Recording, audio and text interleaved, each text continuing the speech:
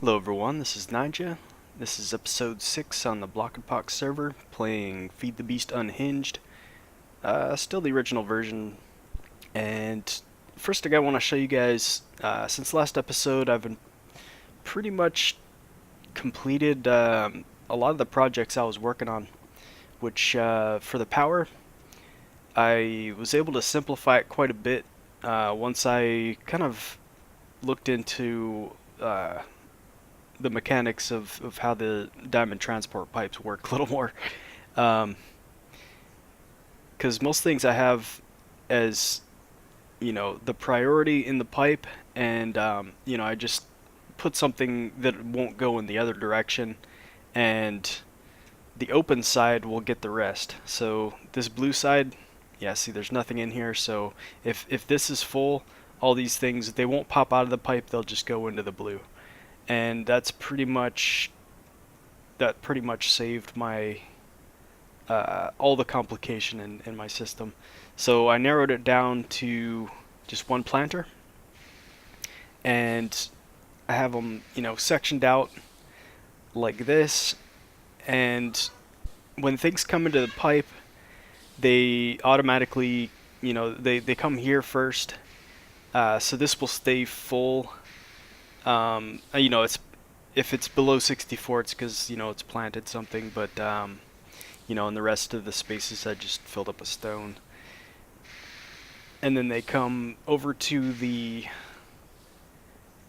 bioreactors, and this one I have so it won't run until all these slots are full, because when you put a gate next to it, it measures this inventory only.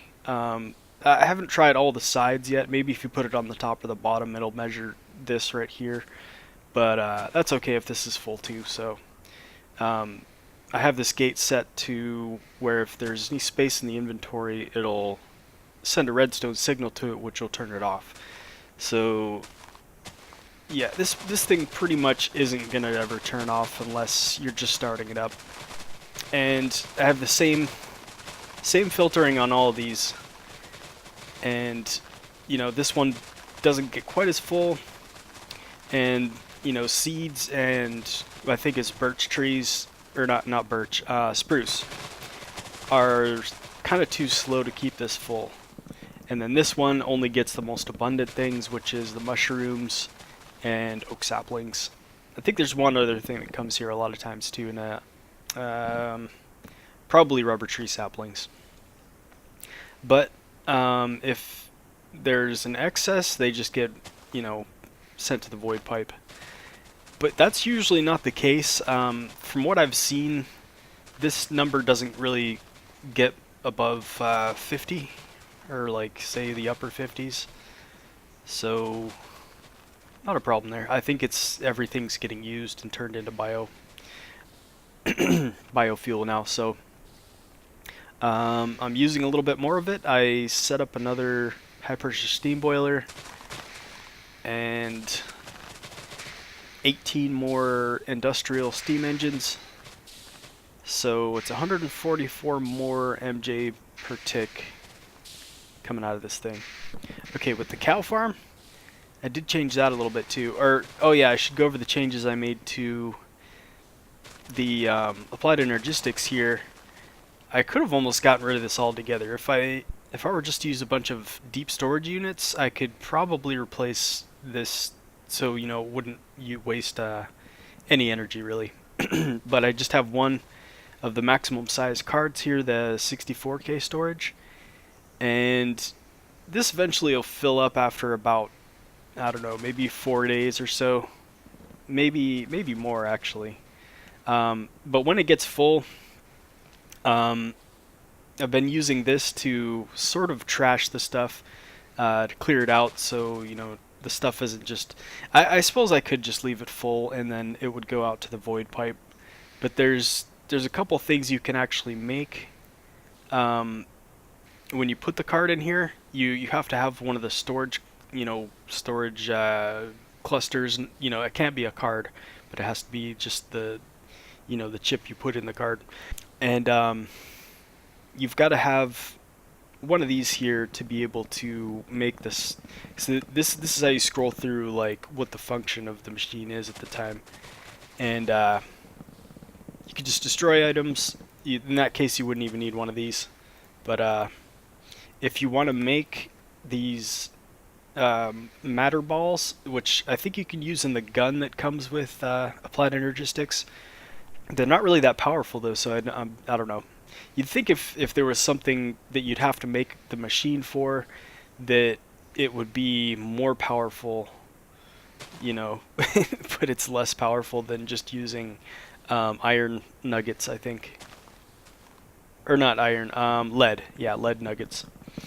And so yeah, you put your card in here, and if you have one of these storage cards, you can make these or the singularities, which is used in a recipe for applied energistics. Like it's like a wireless connection. After looking at how much energy it takes, I don't think I'm going to be using this because it's kind of a ridiculous amount of energy just to have a wireless connection, and I don't really kind of need it. You know, it would be cool to have these linked up so I'd have access to all this good stuff right here. But you know, if I want any of this stuff, I could probably hook this up to a ender chest or a item tesseract and just send it over.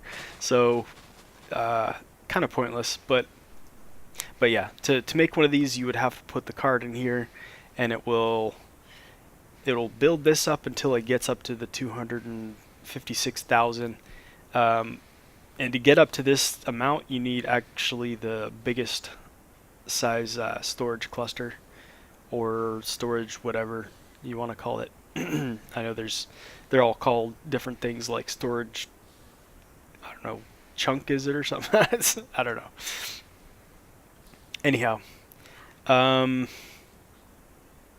other changes I made was I kept on having cows pop out here, and I'm not sure if I showed you guys that last time, but I fixed that, and let's see, I've got wheat coming here automatically. I'm not sure if this was set up last time to come over here automatically, but we'll always have baby cows here. And as you can see, they're all, you know, next to this wall right here. And that's because they want to be next to the adults. So when one of these grows up to an adult, all these guys swarm them, and they end up pushing him into the wall and through it, which is why I have this, you know, doubled up just in case. That does not really happen anymore because I put another one of these chronotypers, and what this does is actually moves. It examines like a 5x5 area. I think, I don't know, maybe too tall or something like that. But it examines this area, sees if there's any babies or adults. You can set it. Let's see, yeah. And whichever it's set to, it'll move them over behind it. And so I have another one of these set to move the adults. As soon as they grow into an adult, they'll get moved over here, and they'll either get processed with the grinder or the slaughterhouse. So just depending on whatever I want to do at the time. Mostly I have the grinder working just so I can build up the excess mob essence, because I have plenty of the pink slime here, and I sent all my raw meat ingots home. That this was like the whole top row was filled up here. So I got plenty of food for a while. Okay, and for mob essence and biofuel, I set up a couple of the maximum size tanks, and that's what this is leading out to here. I set them up in the empty quarry, and let's go down and check that out. So this is where the quarry ran, and I just decided to build here because, I don't know, it's just a giant space that I could use. Wouldn't have to clear anything out. And also, it's down to bedrock. So there's another thing I set up, which I was intending from for a long time now, which is the laser drill. And you need pre-chargers to actually power this thing. And let me take this thing down real quick so I can show you guys how it's set up. And let's get right next to it so I can pick it up. And I forgot to put a glass block there. Pick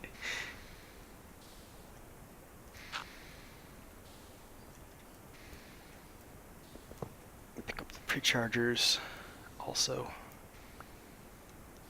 Okay, so first set this thing down. It if you have a clear line of if it has a clear line of sight all the way down to bedrock, the laser will show up pretty much immediately, even though it's not doing anything because it has no power. Yeah, you'll see this laser, and it will. I think it'll catch you on fire, even at this state. But since I have the you know, my power suit's protecting me from that pretty much. Okay, now these pre-chargers, you have to face them towards the X here on the side, so they have to line up. Because let's see, put it here. Yeah, see, it's not going to do anything because the X is not facing the right way. I think I could rotate this with the hammer, I think, but I don't have it on me. Oh, little bit of lag there. Okay, so you face it towards there, and you'll see this, it links up to it, and now it's getting power. And sending the power to here, you can see the work climbing up gradually.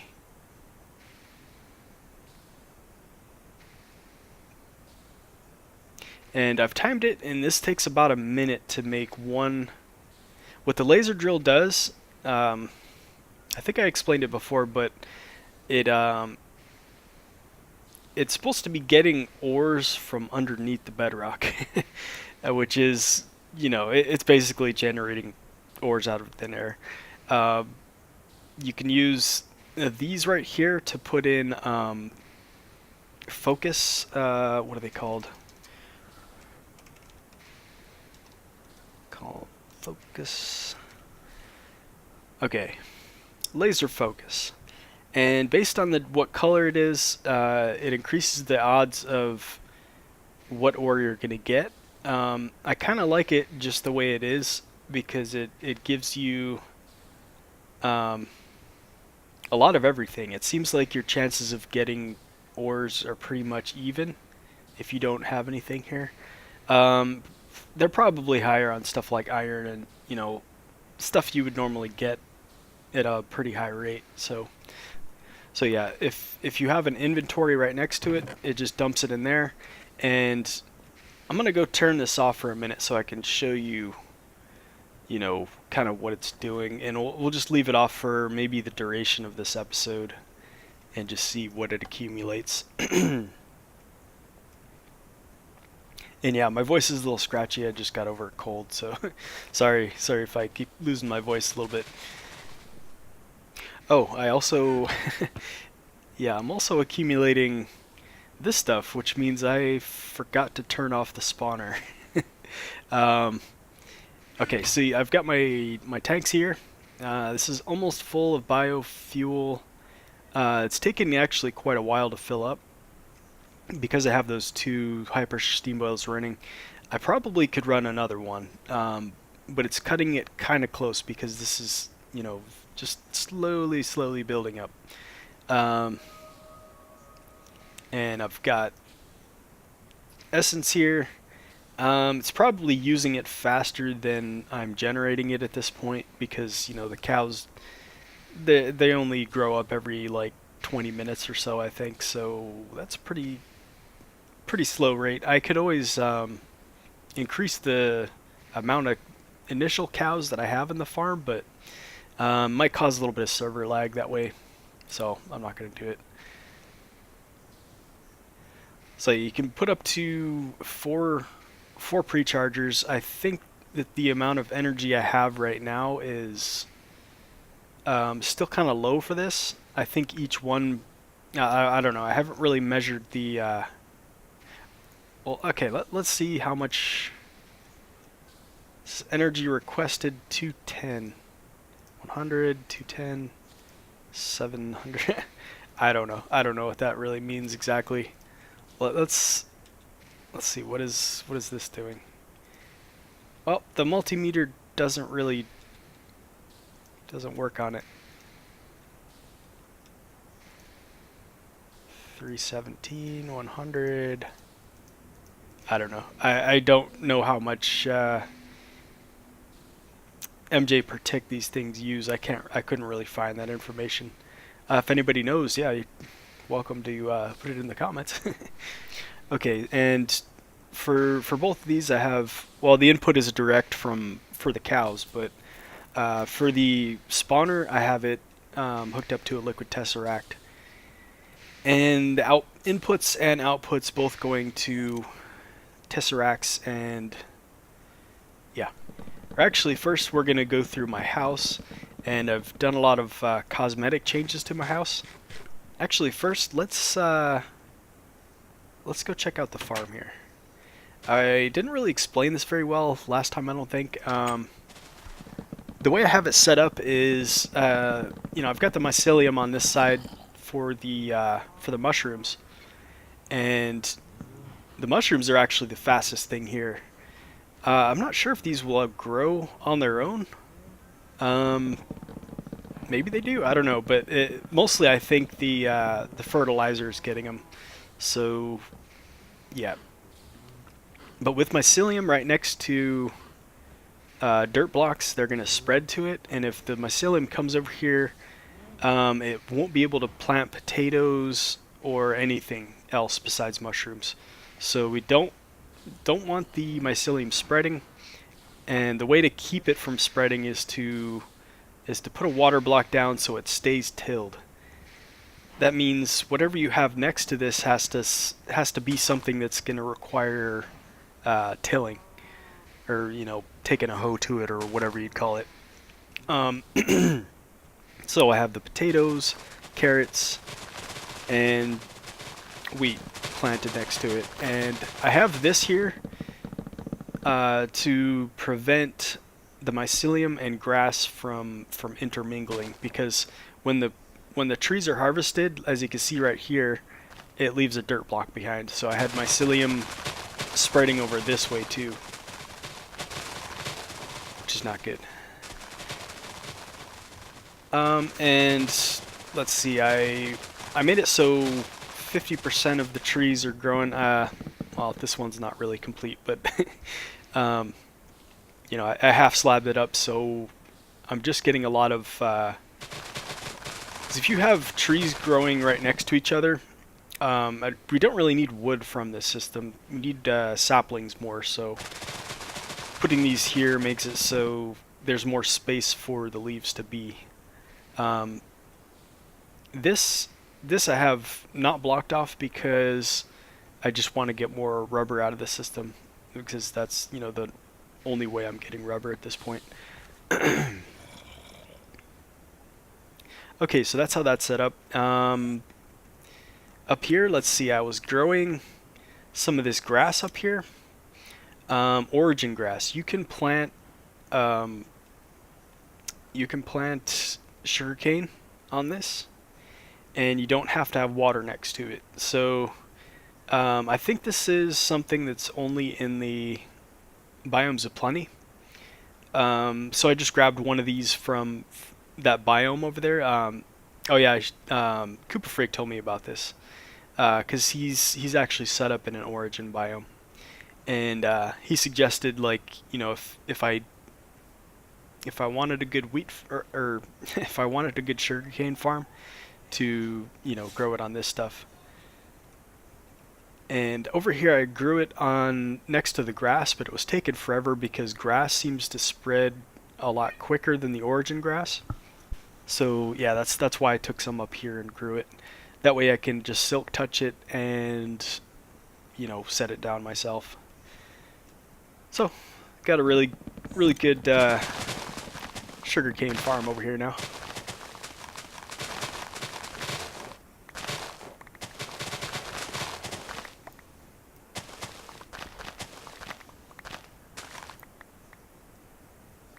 See how much we get out of that. A couple stacks, that's good. Could always put a sugarcane harvester over here too. Those I don't know. They use energy while they're in idle though, so probably won't set one of those up. It's easy enough just to come over here and, you know, do that real quick.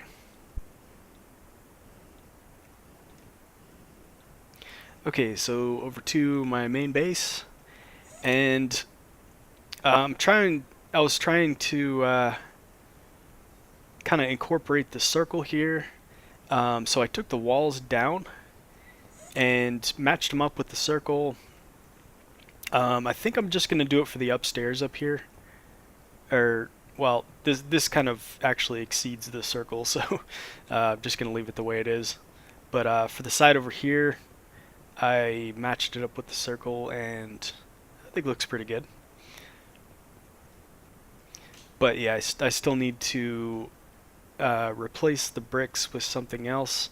I'm using the blood-stained bricks, which is sand and like either raw beef or you can use zombie flesh to make that. Oh yeah, it's smooth stone and beef or zombie flesh, and the abyssal stone, which, you know, kind of matches up with my colors here. And I silk touched a bunch of the fabric of reality from one of the dungeons in Dimensional Doors, and it looks a little strange, but I like it actually. It looks kind of cool. It definitely looks very clean. Like it just puts the focus on the machines over here. And let's see. As for the machines, I don't think I think that I only had my storage for applied energistics here. Since then, I've made pretty much everything automated. Let's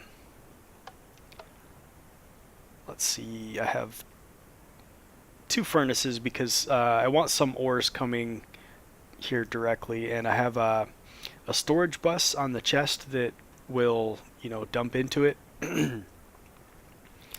Because if you put a export bus, they only have 8 slots, so it's good to have the storage bus instead for stuff that you're putting a lot of things into. So any dust that I want coming here automatically, yeah.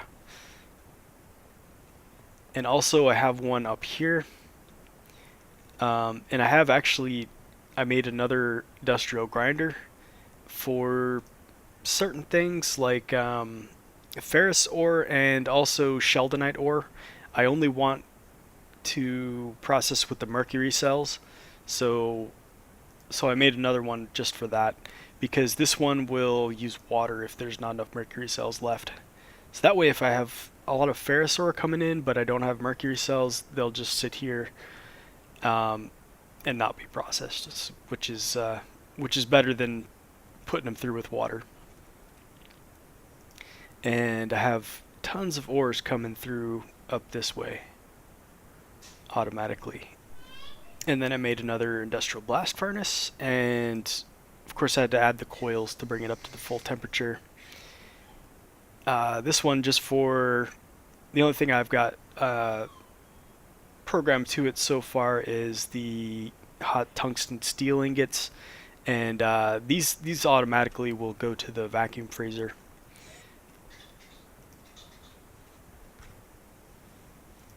Which I don't have set up yet. Yeah, I just have to grab them out of the inventory and put them in there. But otherwise, I have everything automatically coming here that needs to be processed, like the titanium, tungsten, chrome, aluminum. Let's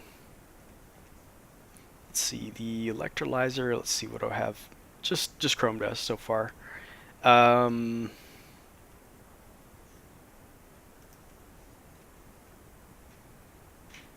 added any recipes to this yet, which will, you know, this will just be the iridium plates. So yeah, fully automated. Got all of my machines now. I don't think I had this before, the implosion compressor. Pretty quick to make though, since it doesn't require a ton of materials, which, you know, I've got plenty of stuff now. With my laser drill, I've got, you know, decent amount of ores coming in and everything. Also, with the laser drill, you get a lot of diamond and even emerald ores. Or let's just search ore. Yeah, look, I've got 177 and 160 emerald ores. That's pretty damn good. And these are the ones I've, you know, actually used my my Fortune 3 drill on. So you can actually get a lot of XP out of these too. So it serves a lot of purposes.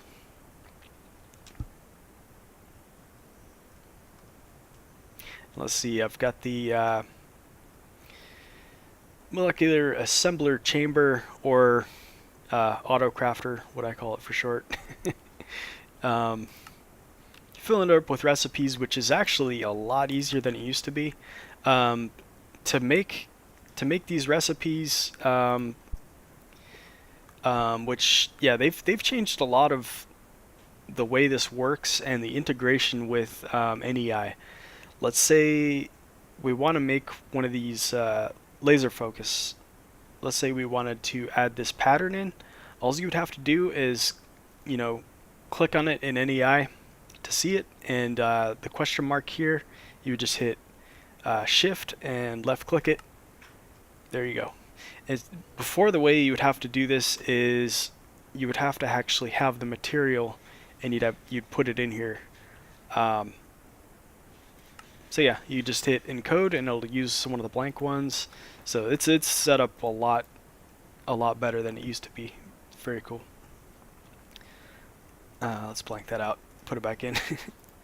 And also, if you're not done with a pattern, let's say you actually are, like, say if you're making a pattern for one of the machines, then you do need the materials for it. So in that case, you could actually just leave the pattern in and come back to it, which is kind of useful. I mean, it saves you some time. You can also use it in here, like when you're, yeah, let's say if we want to make, let's make something we have the materials for. Here, I'll just go through and search for something manually. Booster track, ladders. Okay, want to make a ladder. Well, see, it's scrolling through these things. I'm not sure if you need to stop it on just the sticks, but if I do this, it'll, because yeah, I do have some bamboo, but oh yeah, I do have reeds too. Okay, so it should actually take this pattern in. So shift and left click. There you go. So crafting is much faster. All you got to do is search for what you want, and, you know, and do the whole shift click and put it in here right away. It's it makes it so you don't have to automate a lot of stuff. Like you don't have to put a ton of patterns in here for things you don't normally, things you aren't crafting all the time, you know. Let's see, I've got 3 of the 64K cards. I'm gonna eventually fill this all up with 64K cards. But as you can see, I haven't even started on these bottom 2. So doing just fine with inventory. Let's see, how many ores do we, oh yeah, I need to shut down the farm because this is getting out of control with the gunpowder and glowstone and redstone. What am I doing? Okay, that brings me to the auto spawner, and I put it in here just to make use of the space. I mean, I could actually put all my farms in here. That would be, I think that would be pretty good actually. But I have this set up in a pretty simple way actually compared to the way I had it set up last time in my last LP.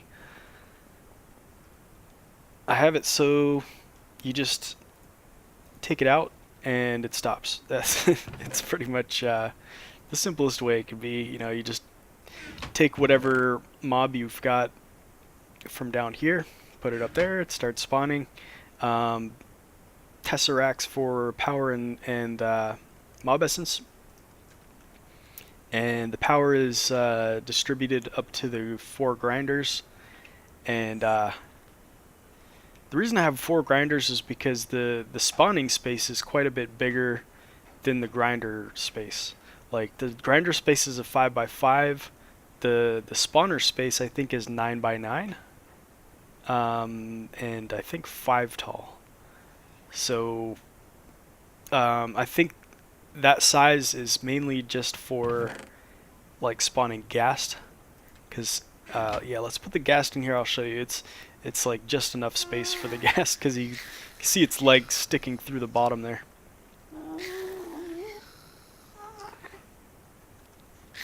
And I think it's 5 tall. Yeah, see, his head is like touching the very top of this, so he can't even move around once he spawns in.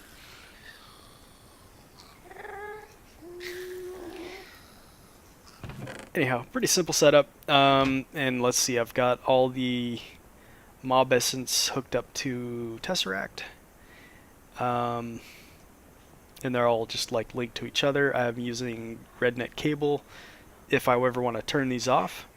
Say if I wanted to go capture a mob, I could just, you know, I could put the safari net in the spawner and just come down here and, you know, grab one real quick.